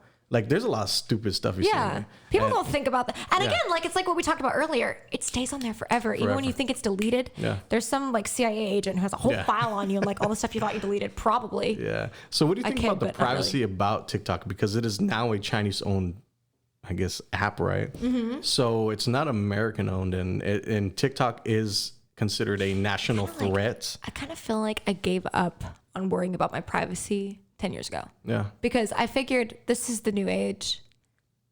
There's nothing I can do about it. You know what freaks me out though is if I was ever involved in like a crime case, not saying that I ever will be, but like let's say they like I died and they confiscated my phone, privacy out the window. Yeah. I mean, it's the FBI, it's the police, everyone going into your phone and knowing everything you've ever Googled, every picture you've ever taken. And the way I heard it best, the definition of privacy is the ability to control how you are perceived by others. That's really important. So whether or not like, oh, I got the truth and the dirt on them, that's not how, you know, people want to control how they're perceived by the public. Right. So as far as like using an app, I know that YouTube cracked down on their rules about kids. Yeah. I think kids, it's very important. They just did that recently. But I kind of think that's a good thing. I know creators are really frustrated, but I don't think it's okay to be like, here's my thing. You don't post your children that often, do you? No, I had to do that. I know some people do. I will not post my children online. And I think like you open up, like the fact that like anybody can comment on a picture of your child freaks me out. Yeah. You know, and like making money off of that. You get into muddy waters, you know? Yeah, I had that conversation with Bobby Garcia. It's like the privacy, you can take pictures from online because Facebook owns it, whatever, Instagram. And your like children's pictures can be like on a Chinese bus pushing American products. Yeah. It's very interesting. It's a very interesting world that we're navigating.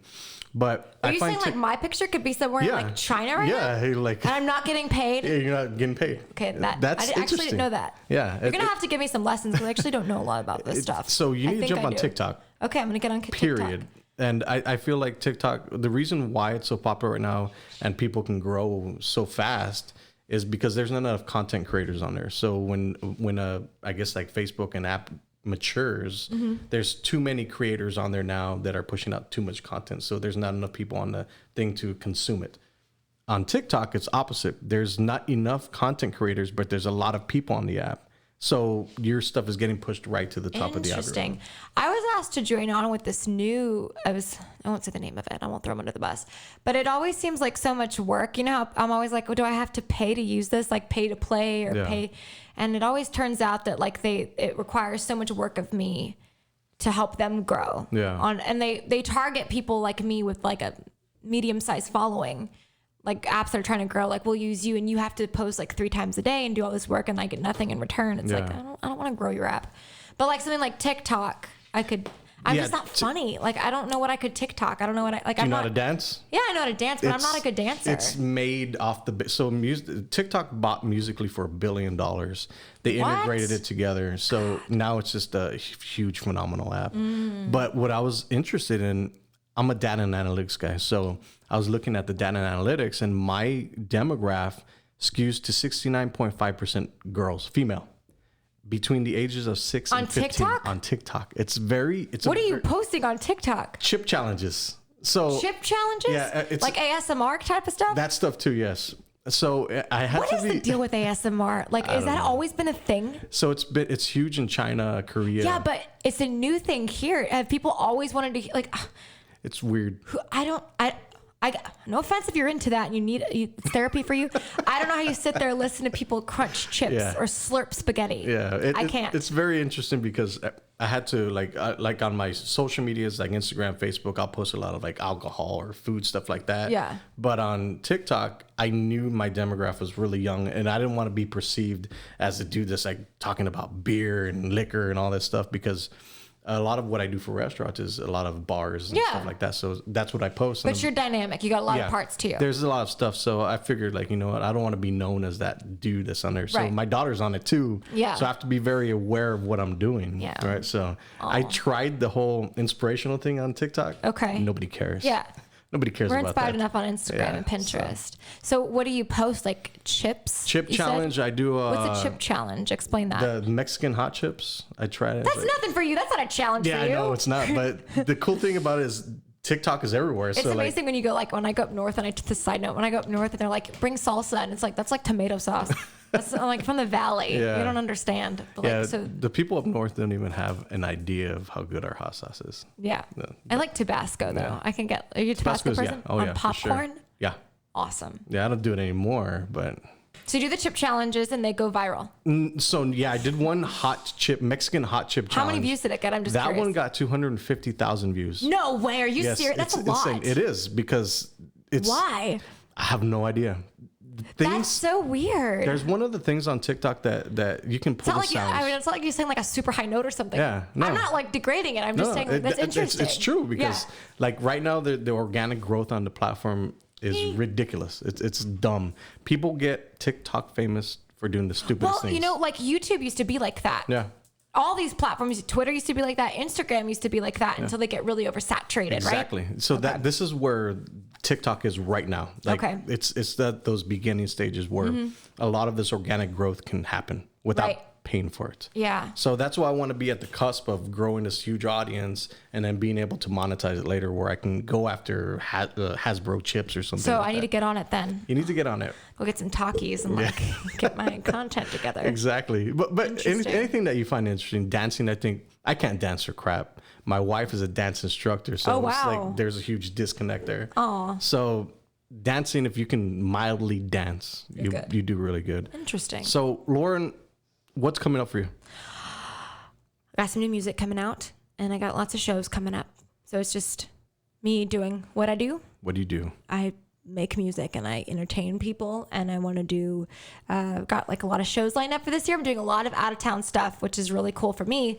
Like, you know, being from the Valley, it's a really big deal when you, like last year I broke it down and I did more shows out of the Valley than I did in the Valley, which I love playing in the Valley. Yeah. But it's really big for me coming from where I come from to be able to get calls in Dallas, where there's a more competitive market for country bands. Yeah. That's really cool for me to Interesting. book a gig up there, charge a certain amount that I didn't think I was going to get that I Right. got. That's really big for me. So it gives me hope for myself. And I've always had hope, but, you know, more structure and how Right. things are going to go. I feel like for local bands, like you never get the local love from the local people if you're a musician or you're playing these shows. And I feel like once you start going out of town and you're out of town more, when you come back, you have a bigger following. Yeah, I think Is that true? Well, for me, I started here and I've done so many gigs here, and for like the city of McAllen, the city of Edinburgh, the city of Harlingen. Like I've really worked with like Chamber of Commerces and lots of festivals and I've just really, my biggest following is in the Valley. Yeah. because they're the people that, you know, I played here more often, so more people like came to the shows and stuff. Whereas like up there, I'm new. I'm the newbie. Right. But it does have a perceived value. Oh yeah, for sure. Like when I come back and they're like, "Oh, you were all over the place." Yeah. I'm like, "Yeah, I posted that I was all over the place." So that helps. Yeah, and it works too, because does. I've seen a few bands, not very many, that are doing that. They're showing like, all right, we're traveling around Texas, we're doing these outside Vlogs, gigs, and the then whole when deal. you come back, it's important to share those things. It's not necessarily boasting. Yeah, but it's like, this you is have what I'm doing. no, but you have to share your journey. That's like the thing is view it like you need to view it in a way where I'm sharing, because you think about where I came from. Like you were at some of my first gigs, like. You think about where I was doing a full set of covers to now like doing mostly originals now.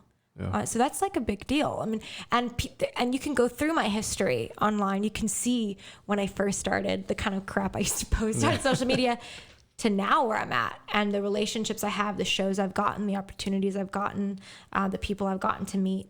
I've grown a lot, and I want to share that with people, and I know I'm going to grow more. And that I'm definitely going to share with people. So that's you know awesome. What I mean? So before we finish out the podcast, let everybody... You had one question from me. I already forgot it. Dude. It's probably going to come to me when you're talking, so I'll just interrupt you. Great. That's usually what I do. Good. But before we finish out the podcast, let everybody know where they can find you, what you're up to, what shows are coming up. This should be airing tomorrow, which today is Wednesday. So. Oh, this is your editor. That's my editor right there. My God, that is a cool app. Technology. I love it. What's it called? Mevo. So I don't think people really get it. It's like this replaced an employee. Yeah, literally. It's cool. I'm so impressed, and I need to get one. So let everybody know. Can you do with like anything? Like. So this is a cool thing. If you have a really good internet connection, like you can stream it live. Same. It's everywhere. So you can stream this live. Are we live right now? We're not live right now. Okay. Because the live part of this thing sucks unless you have it connected to an Ethernet cord. Ethernet. So, yeah, it's. Yeah. What's that? Yeah. So the cool thing about this is it's editing within the app, so it can go to your face, my face, or you can actually navigate it and just come to your face. And are you sponsored by Mevo? No. You're doing a full-blown sponsorship. Full-blown sponsorship, so maybe they'll pay attention. And I'm like that with a lot of things. Yeah, I think you have to create content, because I do ask a ton. You know what I've been trying to get on lately is a beef brand.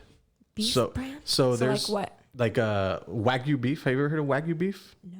You've never heard of Wagyu beef? No. It's where they're Chinese cows. They brought them to America, and they're the ones that. Is it good beef? Like it's the most amazing beef. Is it in the world. grass-fed beef? It's better because they grass fed. They're in pastures, but they give them beer. They massage them. What? So their meat's very fatty. So is that how you make yourself feel better that they're slaughtered? They were massaged and given beer, so it's fine. Yeah, they're living a good life, right? But they're fed this, and they live a good life. So their meat is naturally more fatty. So one of the things with ribeyes is it's the more fat in there, or I guess the fat to meat ratio, it gives it a really good flavor. Yeah. And it's very soft, it's very tender. So and the beer. Yeah. What kind of beer? I don't know. Bud Light. Organic beer. Bud Light. Bud like a Dos Equis. Probably Mexican cow.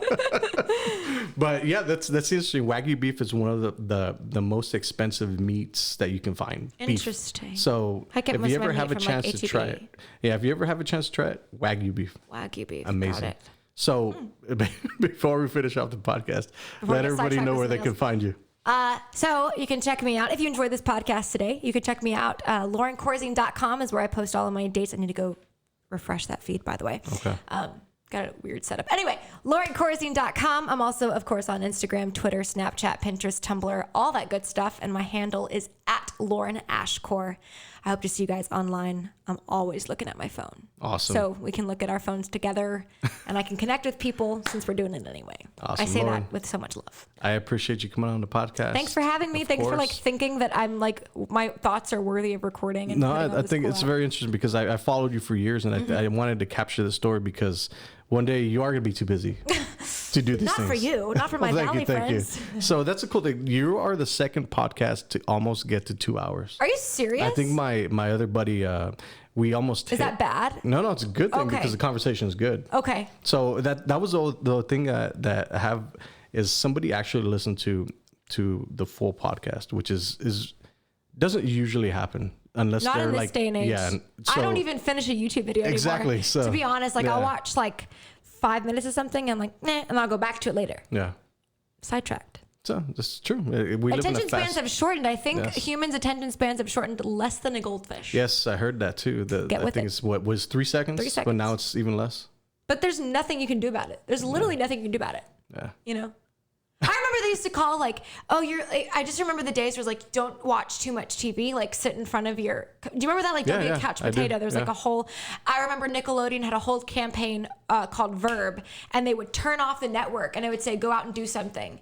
And now it's impossible just because the screens are portable. But you can't blame them. I don't know if I should be mad or sad or like, I don't know how to feel about it because it's just the way it is. But people complain about people being on their phones all the time. But versus back in the day, it was just people were in their rooms talking on the phone. Or you sat and watched TV. Yeah. So it's the same thing. It's just different time. But anyways, gotta limit your screen I time. feel like we can talk forever. For sure. So, Lauren, thank you very much for coming Thanks on for the having podcast, me. of course. See you guys later. Bye.